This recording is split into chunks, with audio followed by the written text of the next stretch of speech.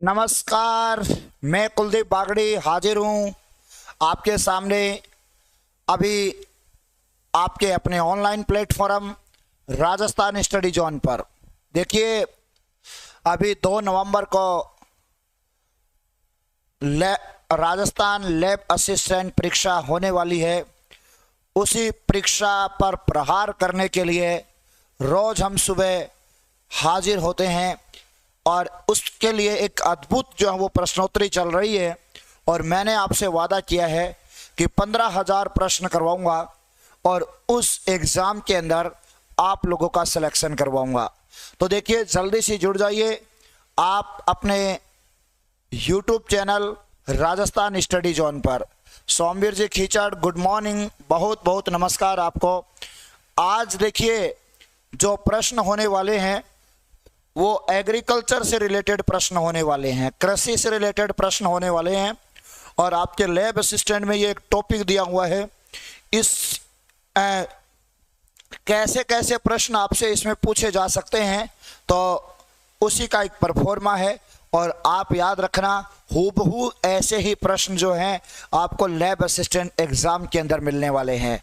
तो देखिए, आज का पहला प्रश्न स्क्रीन पर आ गया है। और पहला प्रश्न क्या है कि जो कृषि प्रदेश व्हिटेल्सी ने अलग से वर्गीकृत नहीं किया था वह है। देखिए, आपको ये पता है डी व्हिटेल्सी ने विश्व कृषि प्रदेशों को 1936 के अंदर 13 कृषि प्रदेशों में वर्गीकृत किया था। 13 कृषि प्रदेशों में वर्गीकृत किया था। आपको वो 13 कृषि प्रदेश याद करने हैं। याद रखिए, मैं आपको जो डिटेल वाली क्लास होगी उसमें कंप्लीट 13 कृषि प्रदेश जो वो आपको बताऊंगा। तो ये जो डी व्हिटेल्सी है, इनमें से कौन सा कृषि प्रदेश है जिसने बताया नहीं था? चलवासी पशुचारण प्रदेश, शुष्क कृषि प्रदेश, भूमध्य सागरीय कृषि प्रदेश, विशिष्ट बागवानी कृषि प्रदेश। तो आपको याद रखना है कि व्हिटेल्सी ने चलवासी पशुचारण प्रदेश बताया था, बिल्कुल बताया था। डी व्हिटेल्सी ने 1936 में जब उसने विश्व कृषि प्रदेशों को 13 कृषि प्रदेशों में डिवाइड किया था। प्रश्न ऐसे भी आ सकता है कि डी व्हिटेल्सी ने विश्व कृषि प्रदेशों को कितने प्रदेशों में डिवाइड किया? तो याद रखिए, 13 कृषि प्रदेशों में डिवाइड किया था। उनमें से याद रखिए, चलवासी पशुचारण प्रदेश था, शुष्क कृषि प्रदेश जैसा कोई नहीं था। तो याद रखिए, इसका आंसर तो ये हो जाएगा।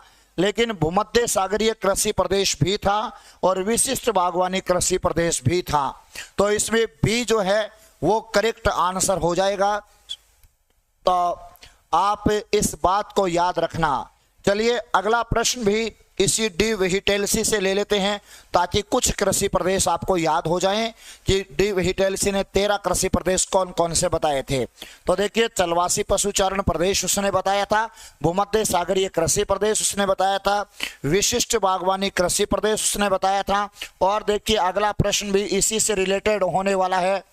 तो ये है, निम्नलिखित में से कौन सा एक विश्व कृषि प्रदेश नहीं है? तो इसमें भी एक मैंने दिया है जो विश्व कृषि प्रदेशों में से नहीं है। तो जल्दी से बताइए वो कौन सा कृषि प्रदेश है। देखिए, डी व्हिटेल्सी ने 1936 में जो वर्गीकरण प्रस्तुत किया था विश्व कृषि प्रदेशों का, मैं आपको ऑलरेडी बता चुका हूं। उसने विश्व कृषि प्रदेशों को कितने भागों में बांटा था? 13 भागों में बांटा था। याद रखिए, डी व्हिटेल्सी ने विश्व कृषि प्रदेशों को 13 भागों में बांटा था। 13 भागों में जो बांटा था उनमें से हमें पिछला प्रश्न भी उसी से रिलेटेड था, यह प्रश्न भी उसी से रिलेटेड है। अगला आता है व्यापारिक उत्पादक कृषि प्रदेश, ये डी व्हिटेल्सी ने बताया था। बागाती कृषि प्रदेश भी बताया था। सघन निर्वाहक कृषि प्रदेश भी बताया है। सिंचित सघन कृषि प्रदेश नहीं बताया है। तो इसमें ये वाला आंसर जो है वो हो जाएगा डी, इसका करेक्ट आंसर होगा। देखिए, नेक्स्ट चलते हैं। और अगला प्रश्न क्या है? बहुत अच्छा प्रश्न है, याद रखिए, बहुत अच्छा प्रश्न है। बहुत सी बार एग्जाम में पूछा गया है। याद रखना, भूमध्य सागरीय प्रदेश के लोगों का प्रमुख व्यवसाय क्या है। जो भूमध्य सागरीय प्रदेश है वहां के लोगों का प्रमुख व्यवसाय क्या है। एक बात याद रखना, भूमध्य सागरीय जो जलवायु है वहां पर सर्दियों में बारिश होती है, गर्मियां जो वो बिल्कुल सूखी रहती हैं। यानी कि भूमध्य सागरीय जलवायु प्रदेश की विशेषता क्या है कि शीत ऋतु में वर्षा होना और ग्रीष्म ऋतु शुष्क रहना। इस कारण वहां पर खट्टे और रसधार फलों की कृषि की जाती है। प्रश्न आ जाए, निम्नलिखित में से कौन सा जलवायु प्रदेश है जहां खट्टे और रसधार फलों की कृषि की जाती है, तो वो याद रखिए भूमध्य सागरीय जलवायु प्रदेश है। तो भूमध्य सागरीय जलवायु प्रदेश जो है उसका सही आंसर क्या होगा। देखिए, चलवासी पशुचारण नहीं, पशुधन संवर्धन ये भी नहीं होगा, उष्ण कटिबंधीय फसलों को उगाना ये भी नहीं है, उष्ण कटिबंधीय फसलों को उगाना ये भी नहीं है, क्योंकि भूमध्य सागरीय प्रदेश जो वो मध्य अक्षांशों के अंदर है। मध्य अक्षांशों मतलब शीतोष्ण कटिबंध आ जाता है वहां पर। तो इसमें कौन सा होगा, अन्न और फलों को उगाना, ये वाला आंसर इसका क्या हो जाएगा, करेक्ट हो जाएगा।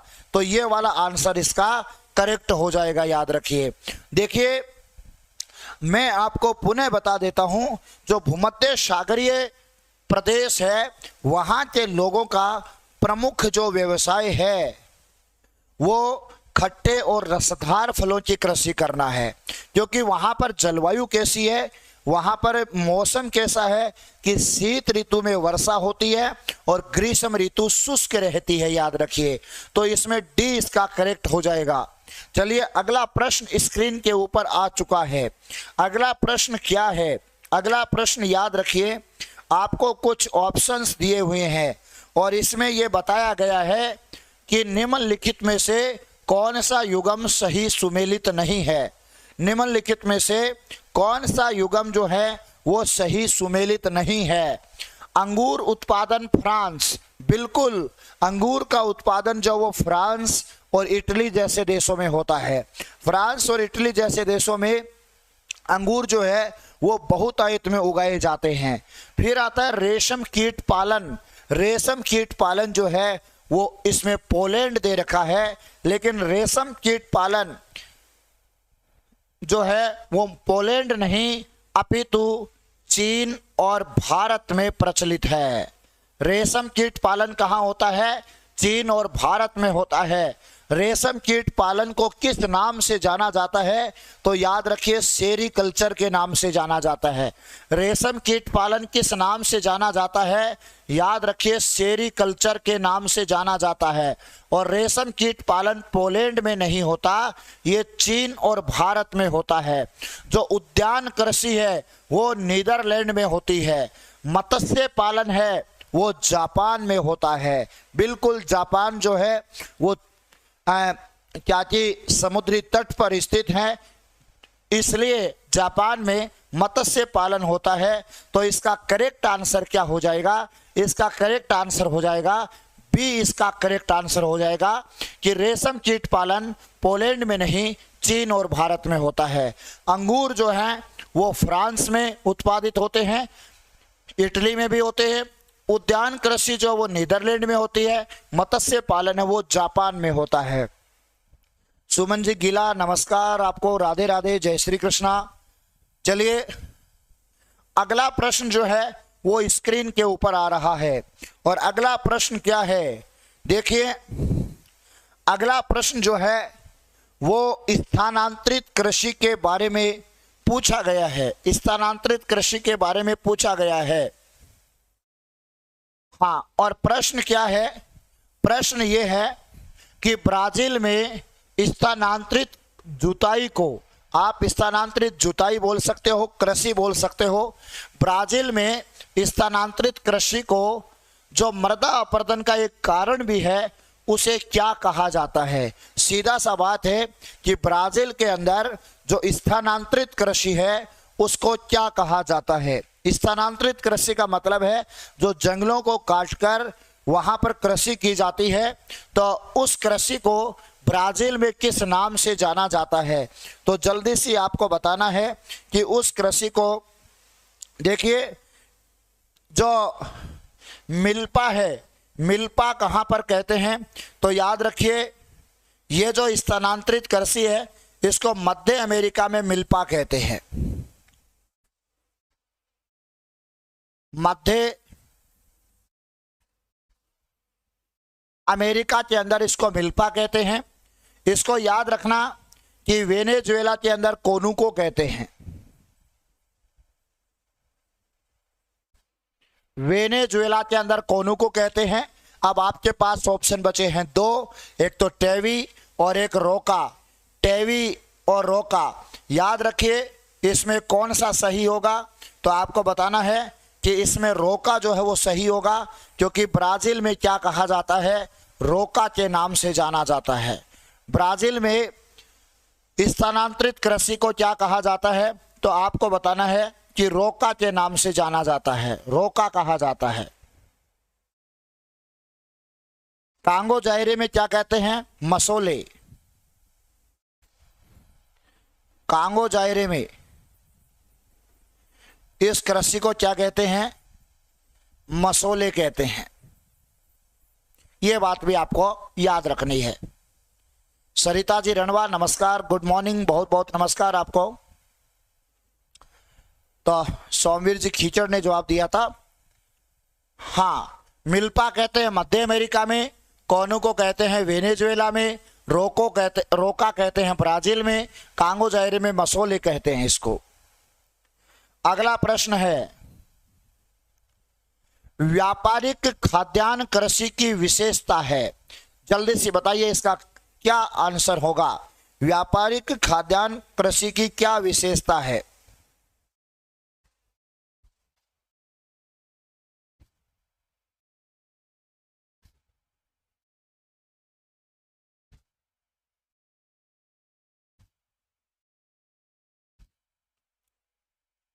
हाँ, वोल्गा के मैदान की, सॉरी, व्यापारिक खाद्यान्न कृषि कहाँ की विशेषता है? वोल्गा के मैदान की, पो बेसिन की, पंपास के मैदान की और नील बेसिन की। याद रखिए व्यापारिक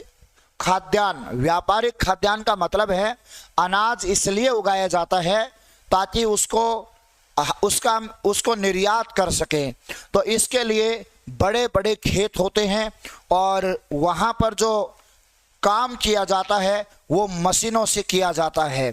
तो देखिए बड़े बड़े खेत और मशीनों से काम किया जाता है। यहाँ पर हम देखें तो वोल्गा के मैदान नहीं, वोल्गा यूरोप में ऐसे देशों में बहती हैं जहाँ पर जनसंख्या घनत्व जो है वो ज़्यादा है, तो वहाँ बड़े खेत नहीं मिलेंगे इतने। पो बेसिन ये भी नहीं होगा। पंपास के मैदान की, बिल्कुल सही है, पंपास के मैदान की जो है वो ये विशेषता है, क्योंकि पंपास जो घास के मैदान हैं वो दक्षिण अमेरिका के अंदर अर्जेंटीना के अंदर है। पंपास घास के मैदान कहाँ पर हैं? तो याद रखें पंपास घास के मैदान अर्जेंटीना के अंदर हैं, दक्षिण अमेरिका में। और वहाँ पर बड़े बड़े कृषि फार्म हैं और बड़े बड़े कृषि फार्म होने के कारण मशीनों से वहाँ पर जो है वो कृषि की जाती है। गेहूं का बड़े पैमाने पे उत्पादन किया जाता है। याद रखिए ये पंपास घास के मैदान ये शीतोष्ण कटिबंधीय घास के मैदान है। ये कौन से हैं? शीतोष्ण कटिबंधीय घास के मैदान हैं और यहाँ पर जो है वो व्यापारिक कृषि की जाती है। लैब असिस्टेंट ज्योग्राफी के नाम से आईडी है, उन्होंने बिल्कुल सही आंसर दिया है, पंपास आंसर दे दिया है, बिल्कुल सही है। सौमीर जी खीचड़ ने भी आंसर दे दिया है। चलिए अगला प्रश्न स्क्रीन के ऊपर आ गया है।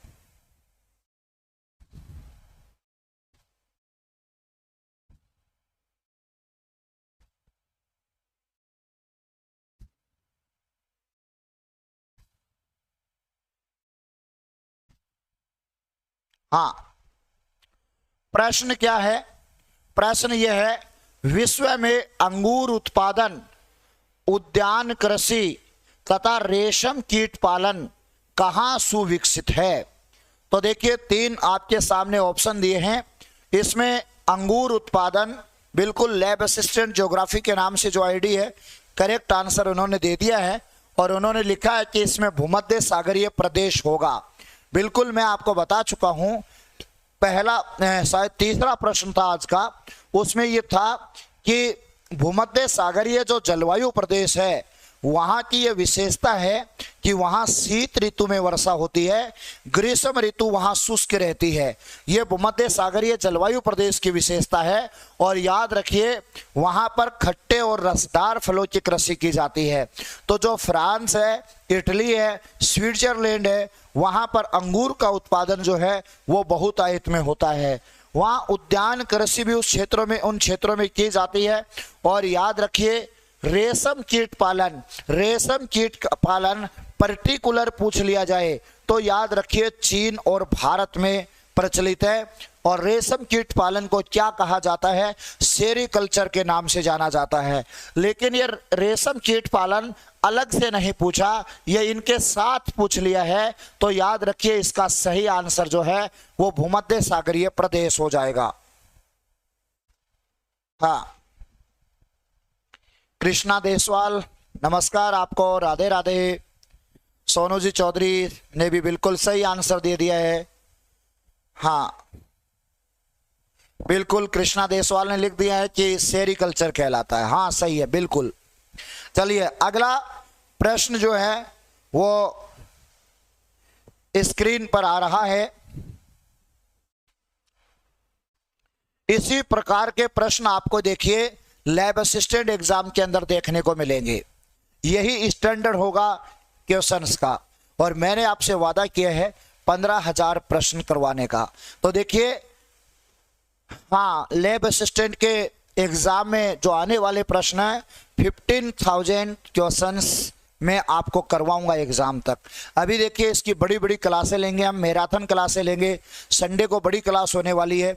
इस लैब असिस्टेंट के लिए 4-5 घंटे की क्लास लूंगा संडे के दिन, जिसमें हम ज्योग्राफी के बहुत ही इंपॉर्टेंट बड़े अच्छे अच्छे क्वेश्चन पे चर्चा करेंगे हम। सोनू जी चौधरी का आंसर आया है, बिल्कुल सही है। देखिए क्या है कि कैलिफोर्निया का दक्षिणी पश्चिमी भाग किस नाम से जाना जाता है? कैलिफोर्निया का दक्षिणी पश्चिमी भाग जो है वो किस नाम से जाना जाता है? तो कैलिफोर्निया संयुक्त राज्य अमेरिका के मध्य अक्षांशों के अंदर स्थित है। और इसका पश्चिमी भाग किस नाम से जाना जाता है? याद रखिए मध्य अक्षांशों के अंदर, मध्य अक्षांशों में जो महाद्वीपों के पश्चिमी भाग हैं वो भूमध्य सागरीय जलवायु प्रदेश में शामिल किए जाते हैं। यानी कि मध्य अक्षांशों के अंदर आप याद रखना कि मध्य अक्षांशों में हाँ, महाद्वीपों के जो पश्चिमी भाग हैं वो किसमें शामिल किए जाते हैं?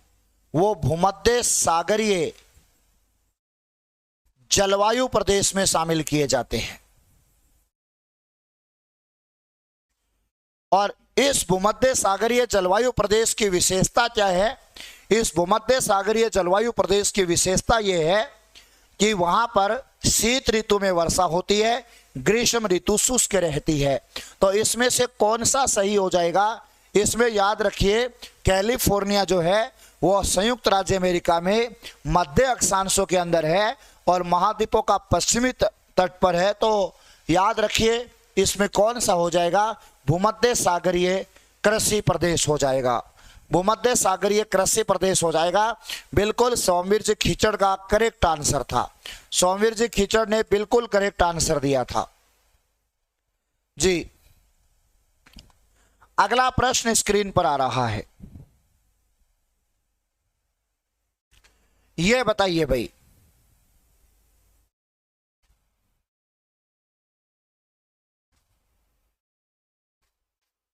सोनू चौधरी ने भी आंसर दिया है।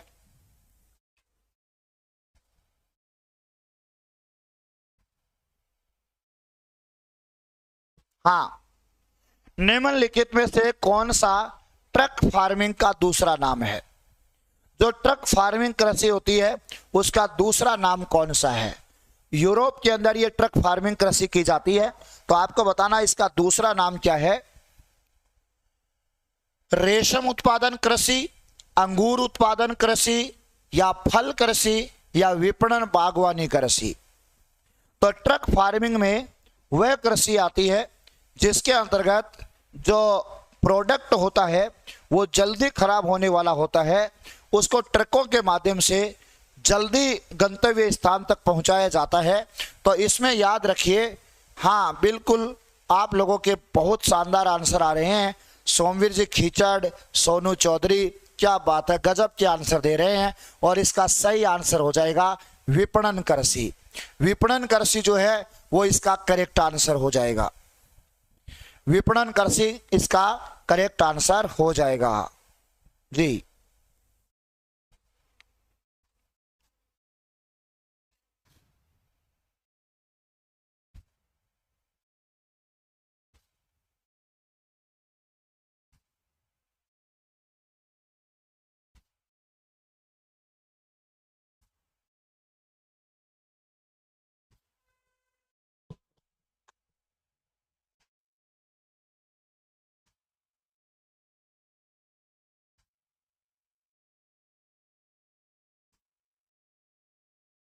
जी बताइए, गहन निर्वहन कृषि की क्या विशेषता है?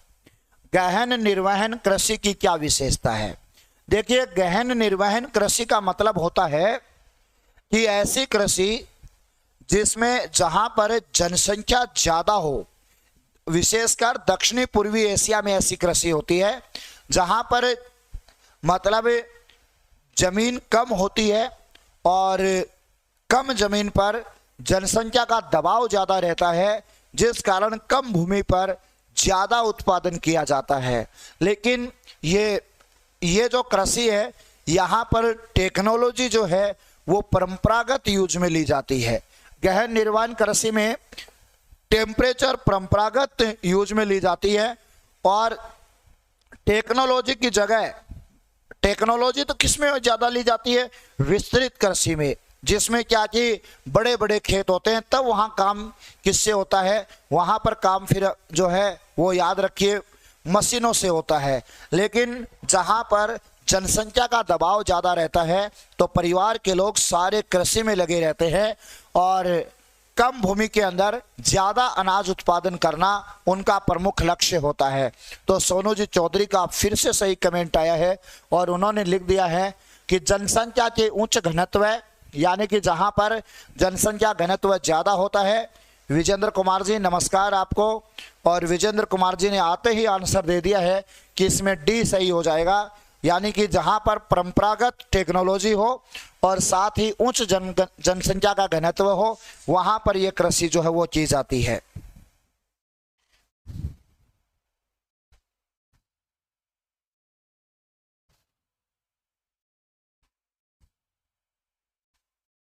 जी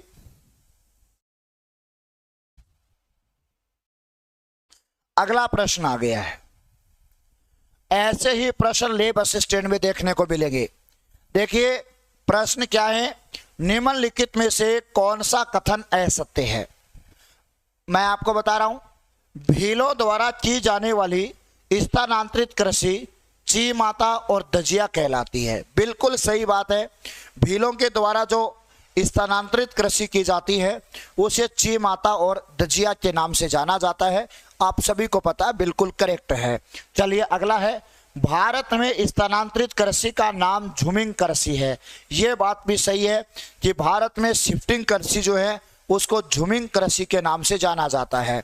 इसके अलावा याद रखिए, स्थानांतरित कृषि एक प्रकार की आदिम कृषि है। यह बात भी सही है, प्राचीन काल में ऐसी कृषि की जाती थी, जंगलों को काट कर की जाती है, कोई मशीनरी काम में नहीं ली जाती है इसमें, तो ये भी आदिम कृषि है। बिल्कुल विजेंद्र जी का आंसर, सोमवीर जी खीचड़ का आंसर आ गया है। गुलाबी क्रांति का संबंध उर्वरक उत्पादन से है, ये बात सही नहीं है, क्योंकि गुलाबी क्रांति का संबंध जो है वो झींगा मछली उत्पादन से है।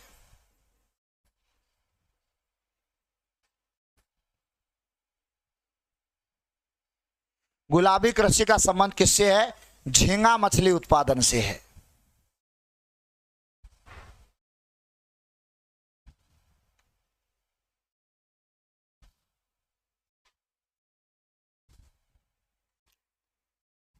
हाँ, अगला प्रश्न स्क्रीन पर आ गया है। देखिए, बहुत अच्छा प्रश्न है। भारत के प्रमुख चाय उत्पादनकर्ता राज्य कौन से हैं? भारत के प्रमुख चाय उत्पादनकर्ता राज्य कौन से हैं? कौन कौन से ऑप्शन है, चलिए चर्चा करते हैं। असम, पश्चिमी बंगाल और तमिलनाडु। देखिए, अगर हम बात करें, भारत में सबसे ज़्यादा चाय का उत्पादन जो है वो असम में होता है। पश्चिमी बंगाल सेकेंड नंबर पे है और थर्ड नंबर पे कौन सा है? तमिलनाडु है, याद रखिए। तो इसमें असम, पश्चिमी बंगाल और तमिलनाडु यही करेक्ट हो जाएगा, याद रखिए। पश्चिमी बंगाल में दार्जिलिंग एक जगह है जो अपनी खुशबूदार चाय के लिए पूरे विश्व के अंदर प्रसिद्ध है। तो देखिए, ये जो भारत के प्रमुख चाय उत्पादनकर्ता राज्य कौन कौन से हैं? असम, पश्चिमी बंगाल और तमिलनाडु हैं। सोनू जी चौधरी, विजेंद्र कुमार जी, सौमीर जी खिचड़, सभी ने बहुत शानदार आंसर दिया है, करेक्ट आंसर दिया है आप लोगों ने।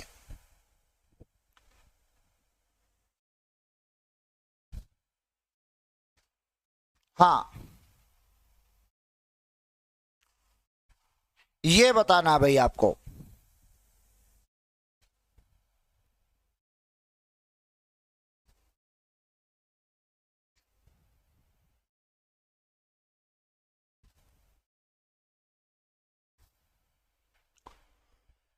देखिए, एक सुमेलित करना है, एक तरफ जो है वो कृषि के नाम दिए हैं और दूसरी तरफ जो है वो आपको देशों के नाम दिए हैं।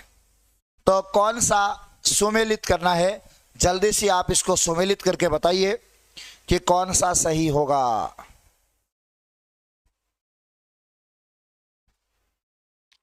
देखिए, चलिए हम बात करते हैं।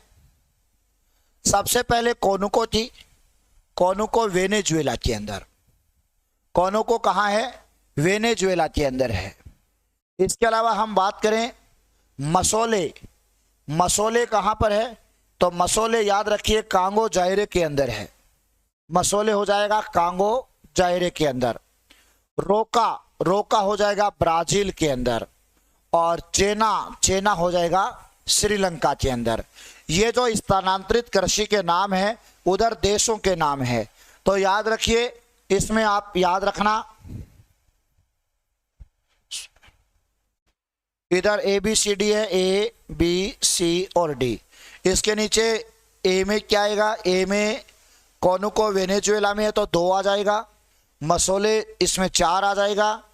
रोका में 1 आ जाएगा और चेना में, चेना श्रीलंका में यानी कि 3 आ जाएगा।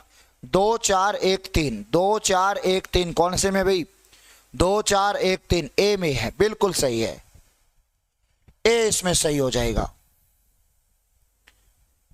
विजेंद्र कुमार जी कह रहे हैं सर ए सही है, बिल्कुल ए सही है भाई। सोनू जी चौधरी ने भी ए लिख दिया है। हाँ, अगला प्रश्न है, यही देखिए, फिर से वही, एक तरफ स्थानांतरित कृषि का नाम है और दूसरी तरफ जो है वो याद रखिए देशों के नाम है। तो इसमें कौन सा सही होगा? मिल्पा, चेंगिंग, रे और तमराई। मिल्पा कहां पर कहा जाता है? तो याद रखिए सबसे पहले आता है मिल्पा। मिल्पा कहां पर कहा जाता है भाई? हाँ, बिल्कुल सही कह रहे हैं आप, मेक्सिको के अंदर मिल्पा का। मेक्सिको में याद रखिए मिल्पा के नाम से जाना जाता है। चेंगिंग कहाँ कहा जाता है? फिलीपींस में कहा जाता है। चेंगिंग कहाँ पर है? तो फिलीपींस के अंदर है। रे कहाँ पर कहा जाता है? तो वियतनाम में रे कहा जाता है, याद रखिए। इसके अलावा तमराई कहाँ कहा जाता है? तो बच गया कौन सा? थाईलैंड में तमराई कहा जाता है। तो इसमें कौन सा सही हो जाएगा? यानी कि ए बी सी और डी। मिल्पा मेक्सिको में 2, चेंगिंग फिलीपींस में 1, रे वियतनाम में 4, तमराई थाईलैंड में 3। 2 1 4 3, 2 1 4 3 कहाँ है? सौमीर जी खीचड़ ने कहा सर बी कर दो इसका। बिल्कुल, सोनू जी चौधरी ने भी बी लिखा है, बी इसका करेक्ट हो जाएगा। चलिए अगला प्रश्न आ गया है और आपको इसके बारे में बताना है। निम्न में से कौन सा कथन जो है वो सत्य है? निम्न में से कौन सा कथन सत्य है? मुझे पता आप इसका आंसर बिल्कुल बताएंगे कि चाय की पत्तियों में कैफीन व टेनिन पाया जाता है। बिल्कुल सही है, चाय की पत्तियों में कैफीन व टेनिन पाया जाता है। चाय पीने के बाद जो एनर्जी आती है वो इसी से तो आती है, कैफीन और टेनिन से। तो ये बात बिल्कुल सही है। दूसरा है, भारत को चाय के निर्यात में चीन, श्रीलंका, ताइवान और केन्या से प्रतिस्पर्धा का सामना करना पड़ता है। बिल्कुल सही है। आपको बता दूं कि विश्व में सबसे बड़ा चाय का निर्यातक देश श्रीलंका है। विश्व में सबसे बड़ा चाय का निर्यातक देश श्रीलंका है। देखिए, भारत बहुत ज्यादा मात्रा में चाय का उत्पादन करता है। कभी चीन आगे हो जाता है चाय के उत्पादन में, कभी भारत आगे हो जाता है चाय के उत्पादन में। दुनिया के अंदर चाय का उत्पादन हम खूब करते हैं, लेकिन हम निर्यात नहीं करते हैं। भारत वाले खुद ही चाय उगाते हैं और खुद ही पी जाते हैं। भारत वाले याद रखिए, खुद ही चाय उगाते हैं और खुद ही पी जाते हैं। वो निर्यात करने में उसको प्रतिस्पर्धा का सामना करना पड़ रहा है। तो इसमें ये बात बिल्कुल सही है। इसके अलावा याद रखिए, चाय उत्तरी चीन के पहाड़ी क्षेत्रों की देशज फसल है। बिल्कुल सही है। चाय उत्पादन के लिए यह बात भी करेक्ट है, ये बात भी करेक्ट है। चाय उत्पादन हेतु 24 से 30 डिग्री सेंटीग्रेड और ज्यादा वर्षा 200 से 300 सेंटीमीटर वर्षा होनी चाहिए। बिल्कुल सही है। तो इसमें चारों स्टेटमेंट सही हैं, चारों स्टेटमेंट सही है। इसका मतलब कौन सा हो जाएगा? डी हो जाएगा। सोनू जी चौधरी ने सही आंसर दिया है, डी आंसर होगा इसका। बिल्कुल सही है। चलिए अगला प्रश्न आ रहा है। हाँ, एक तरफ स्थानांतरित कृषि के नाम दिए हैं, वहीं दूसरी तरफ भारत में राज्यों के नाम दिए हैं। भारत के विभिन्न राज्यों में इस स्थानांतरित कृषि को किस नाम से जाना जाता है, ये आपको बताना है। देखिए, अगर हम बात करें वालरा, तो वालरा कहां पे कहते हैं? राजस्थान में कहते हैं। स्थानांतरित कृषि को वालरा कहां पर कहते हैं? तो वालरा याद रखिए, राजस्थान के अंदर स्थानांतरित कृषि को वालरा कहते हैं। उसके बाद पेंडा, पेंडा कहां पे कहते हैं? मध्य प्रदेश और छत्तीसगढ़ के अंदर कहते हैं। मध्य प्रदेश और छत्तीसगढ़ में इसको याद रखिए, पेंडा, दहिया, देमपा और विवार के नाम से जाना जाता है। तो मध्य प्रदेश और छत्तीसगढ़ के अंदर कहते हैं। कुमारी, कुमारी इसको कहां पर कहते हैं? तो कुमारी याद रखिए, जो पश्चिमी घाट है वहां पर कहते हैं। और पोडू आंध्र प्रदेश में कहते हैं। तो इसका क्या हो जाएगा? ए, बी, सी और डी। वालरा कहते हैं राजस्थान में, 4 हो जाएगा। पेंडा कहते हैं मध्य प्रदेश में और छत्तीसगढ़ में पेंडा कहते हैं, तो 3 हो जाएगा। कुमारी कहते हैं पश्चिमी घाट में, तो 2 हो जाएगा। और पोडू कहते हैं आंध्र प्रदेश के अंदर, तो 1 हो जाएगा। 4 3 2 1, 4 3 2 1 कहां पर है भाई? कौन सा होगा? 4 3 2 1, ये सही हो जाएगा। सी बिल्कुल करेक्ट हो जाएगा। सौमीर जी खीचड़ ने आंसर दिया है।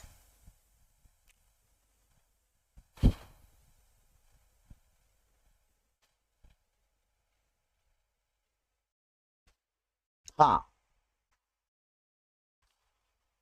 अच्छा प्रश्न स्क्रीन के ऊपर है और जल्दी से आपको बताना है।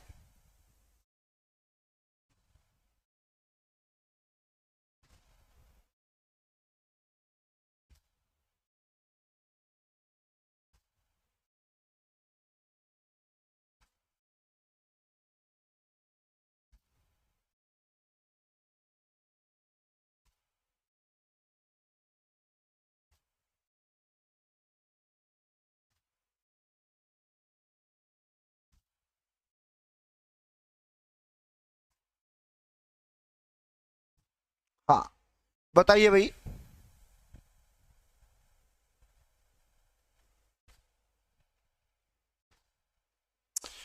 निम्नलिखित कथनों पर विचार कीजिए। अर्जेंटीना देश में पशुओं के बड़े बड़े बाड़ों को रेंच कहा जाता है, यह बात सही है क्या? यह बात गलत है। यूएसए देश में पशुओं के बड़े बड़े बाड़ों को एस्टेंसिया कहा जाता है, यह बात सही है क्या? यह बात भी गलत है। तो इसका सही आंसर क्या हो जाएगा? न तो एक और न ही दो, दोनों ही बातें गलत हैं। क्यों? क्योंकि उल्टा उल्टा कर दिया। याद रखिए, जो अर्जेंटीना है यहां पर पशुओं के बड़े बड़े जो बाड़े हैं उसको एस्टेंसिया कहते हैं। एस्टेंसिया कहां कहते हैं? तो याद रखिए, अर्जेंटीना में पशुओं के बड़े बड़े बाड़ों को कहते हैं, और यूएसए जो है यहां पर पशुओं के बड़े बड़े बाड़े क्या कहलाते हैं? वहां पर रेंच कहे जाते हैं। तो इसका ये आंसर करेक्ट होगा, बिल्कुल। अगला प्रश्न है,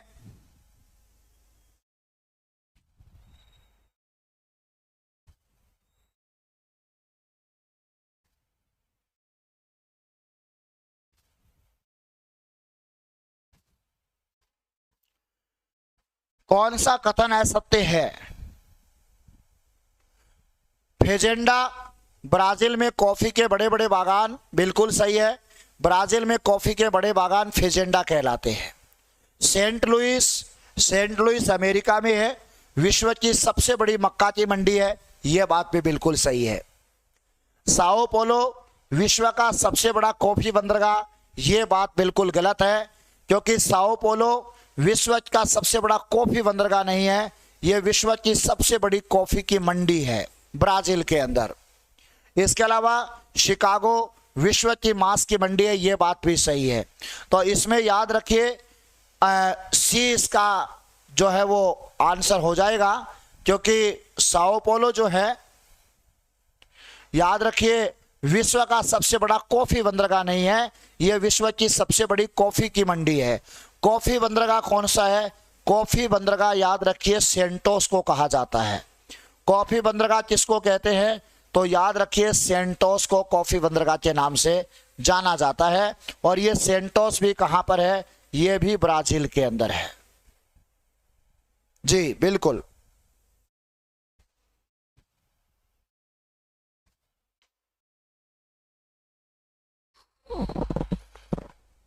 अगला प्रश्न स्क्रीन पर है।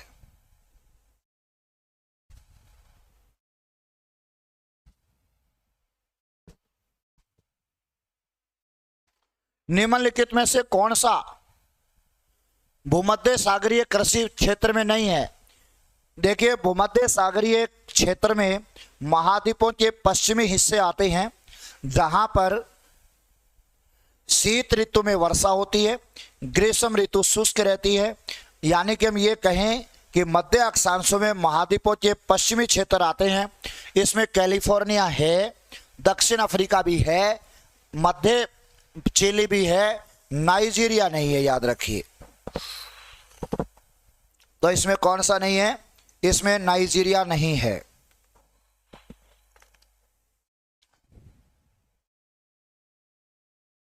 इसमें नाइजीरिया नहीं है।